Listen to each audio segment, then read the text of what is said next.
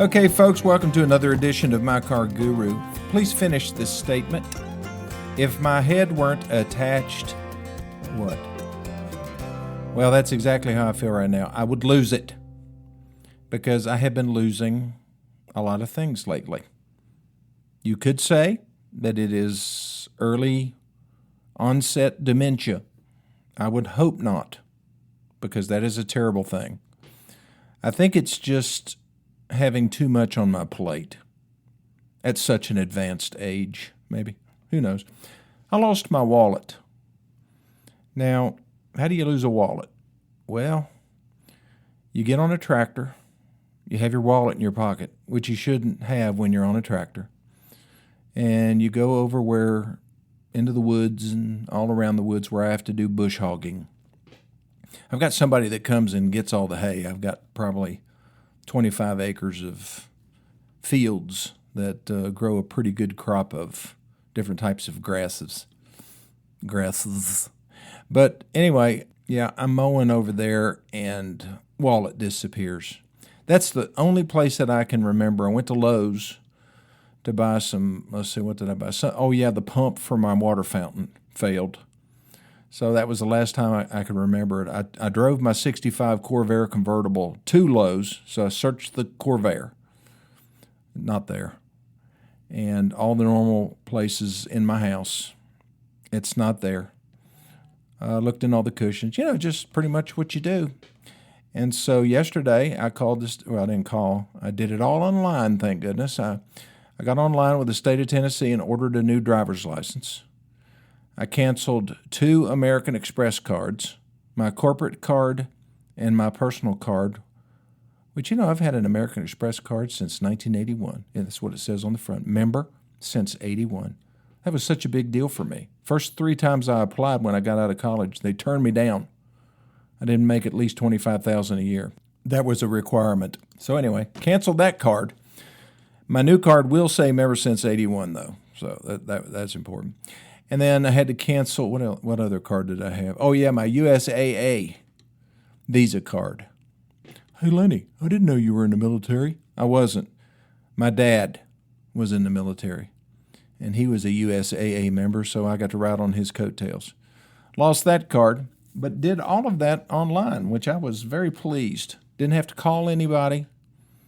Just made it easy to not solve the problem, but get to a solution. I had to borrow my wife's credit card today to go get gas.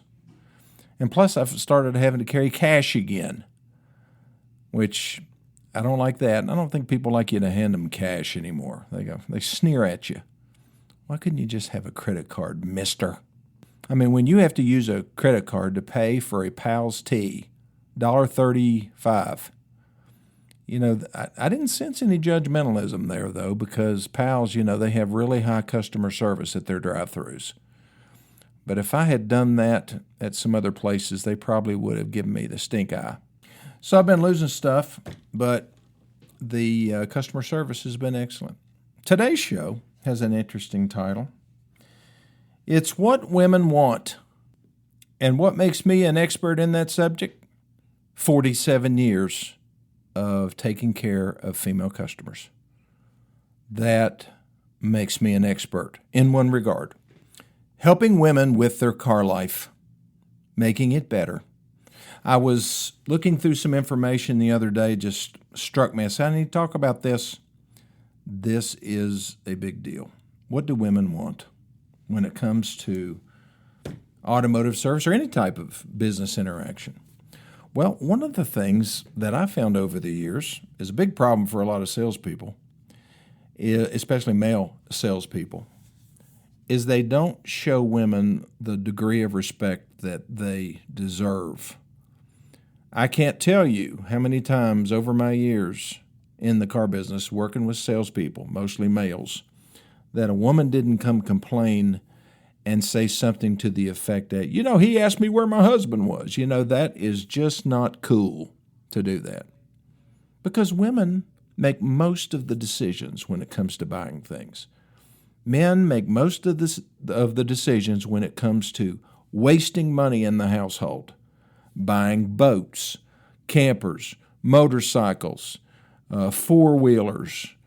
Trust me, I'm one of them too. Golf clubs. Everything that men do costs more.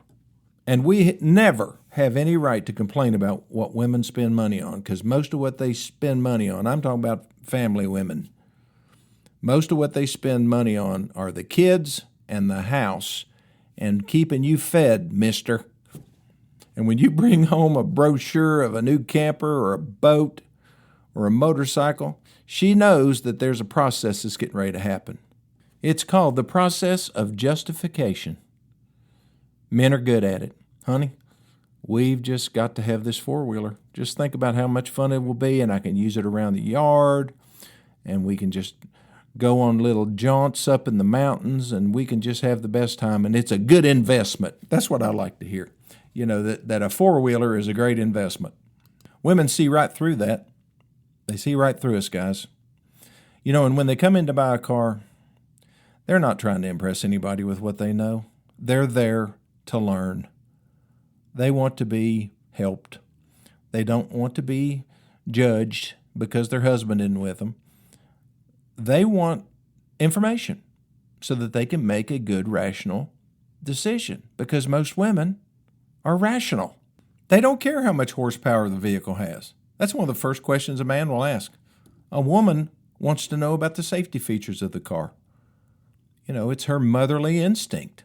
Now, if I'm offending you by, talking about the values that I have seen, or the things that I have seen women value when it comes to buying cars, I'm sorry. There are some of you that like Jeeps and like taking the doors off of them and riding around without your seatbelt on. I understand that you're out there. But I'm talking about the vast majority of women who are married and have children. They think differently than men do. Practicality is important to them. Reliability is important to them. They're rational people. They want good fuel economy. They want it to handle good. My wife likes a car to accelerate. She doesn't like the way a four-cylinder sounds.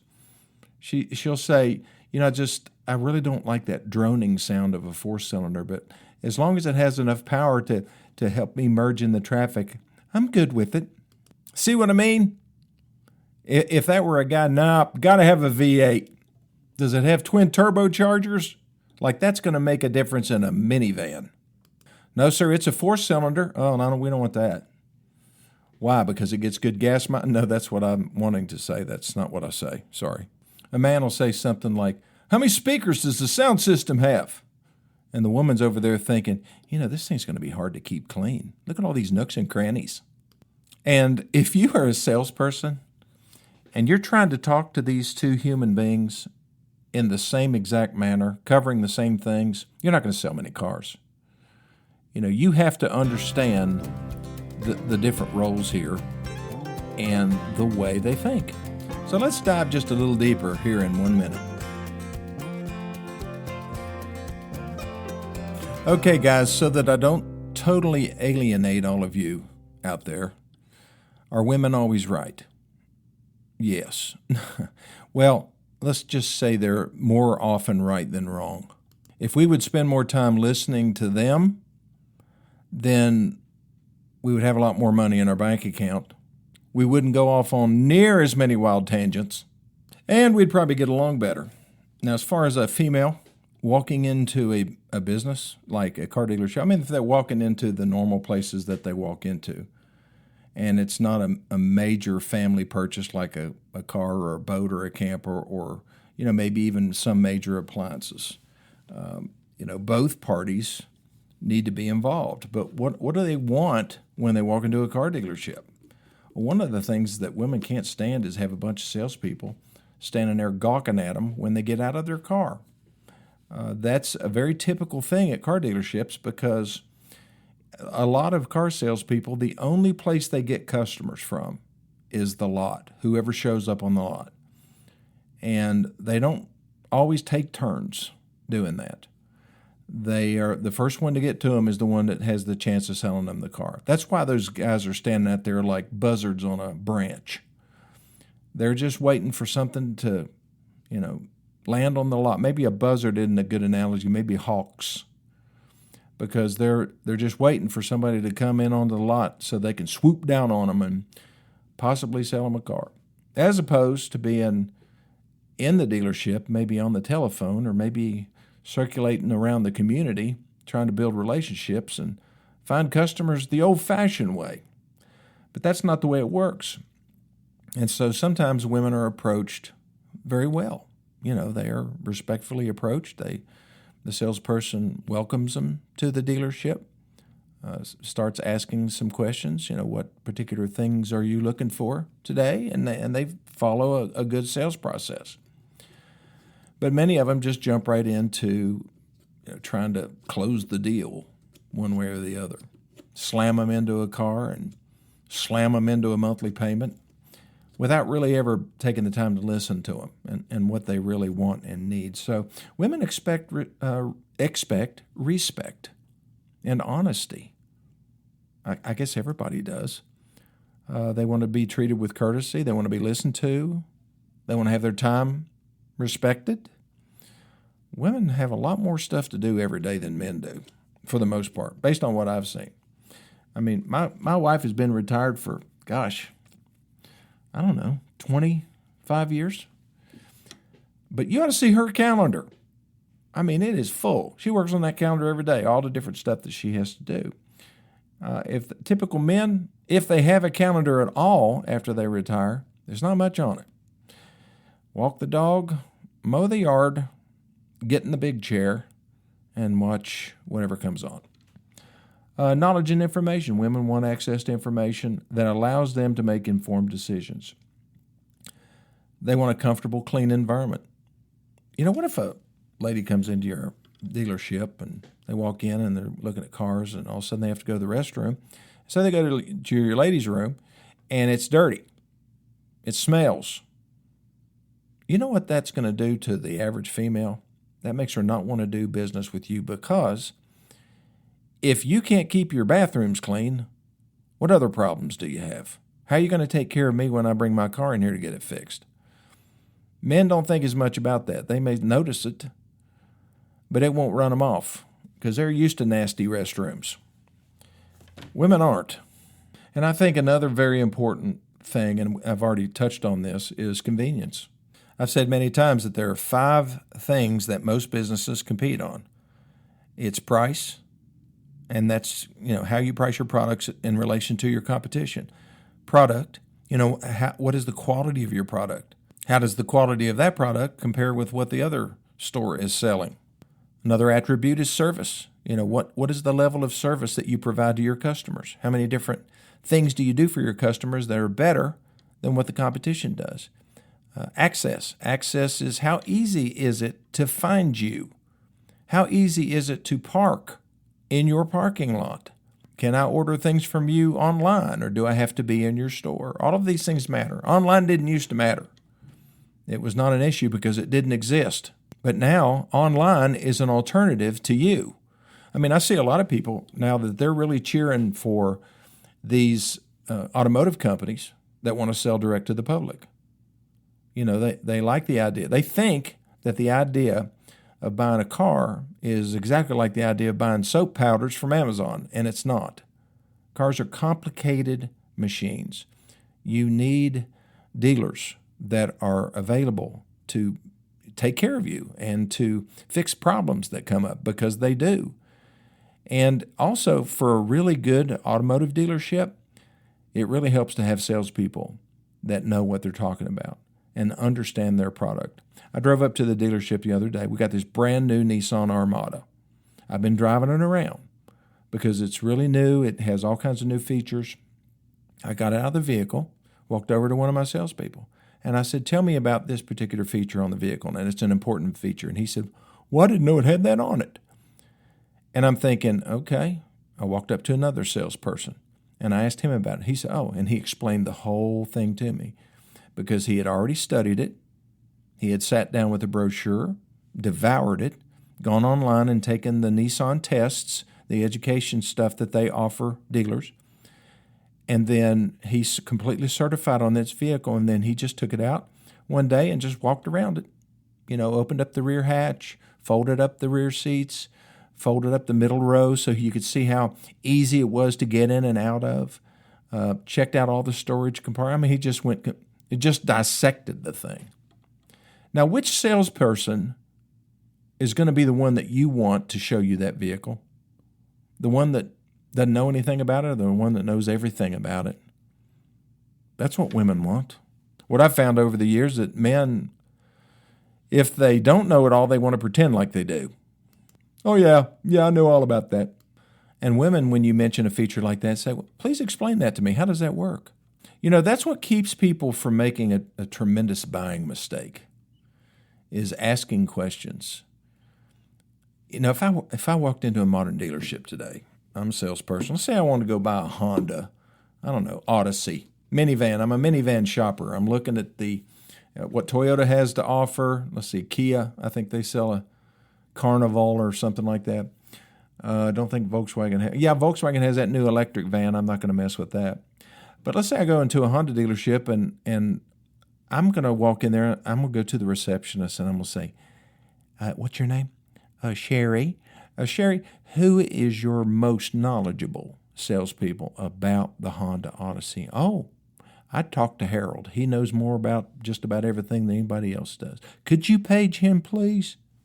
And then Harold comes up and you tell Harold what you're interested in. He takes you outside and does a full feature benefit presentation on the Honda Odyssey.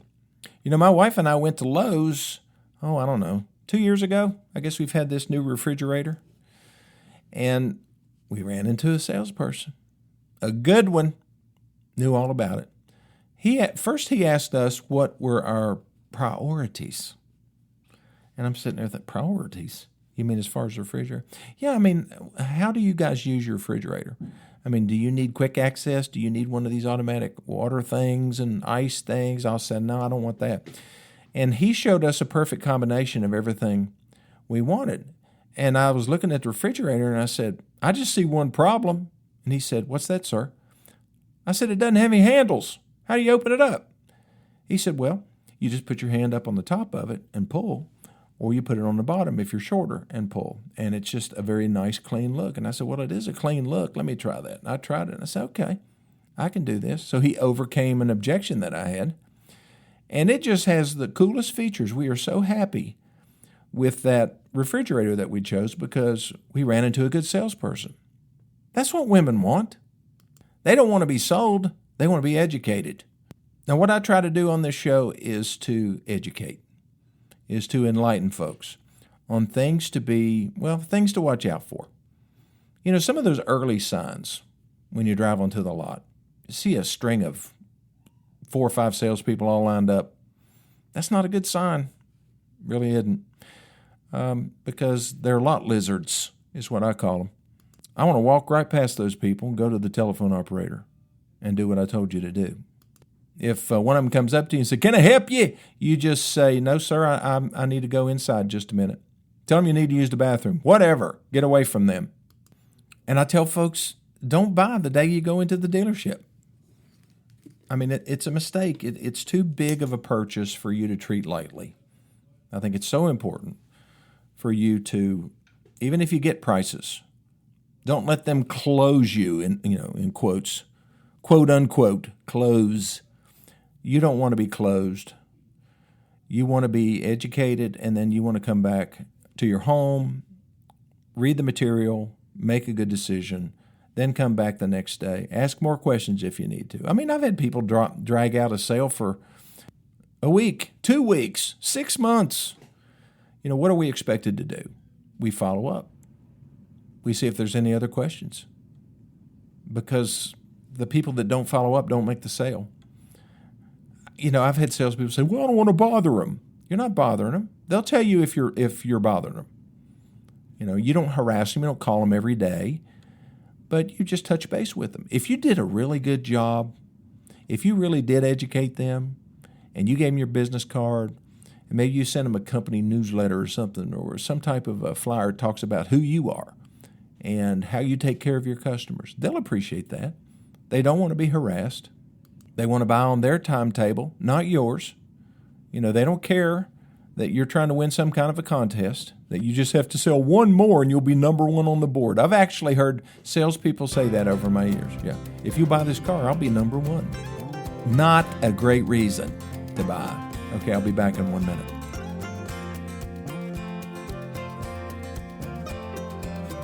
I used to hear that women are the emotional ones. Well, maybe they are, but not when it comes to buying big ticket items. They are the ones that are the most rational. Congratulations, ladies. I recognized this a long time ago from my mother. No, men, they're the emotional ones. They're the ones that will jump quicker and often too soon to make a big financial decision because, they're not the ones writing the checks. Do people write checks anymore? Or paying the bills? Or doing the daily things that have to happen in a household in order for it to run efficiently? No, they just swoop in and, they get a big bonus check, and what do they want to do? Spend it. Buy a boat, a camper, put some big wheels and tires on that big truck. And I guess, that makes the world go around. Everybody spends differently. But I would encourage you men to slow down a little bit and listen to your wives. Because my philosophy has always been that, it may appear that men have their foot on the gas pedal, but women, they have their foot on the brakes. And if I can help you in any way to talk some sense into that husband of yours, then call me, 423-552-2020, or send me an email to lennylawson2020@gmail.com. And if you know somebody that can benefit from this program and the 400 or so episodes on my podcast channel, then all you have to do is, after you listen, just share it to somebody you love, because it'll make a difference in their lives. Well, thanks for listening, and I'll see you next time.